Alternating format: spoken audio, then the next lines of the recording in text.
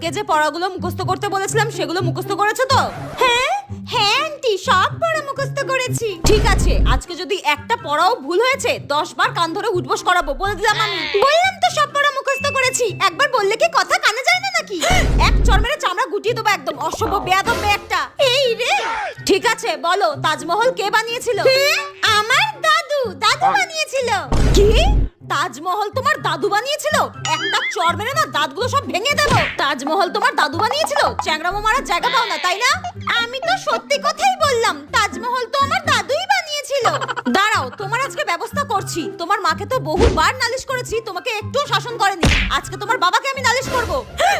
তোমার বাবার নাম কি গো? তোমার বাবার নাম কি? আমার বাবার নাম আব্দুল শেখ। আচ্ছা, আর তোমার দাদুর নাম কি? আমার দাদুর নাম হচ্ছে Shahjahan. No, no, no, no.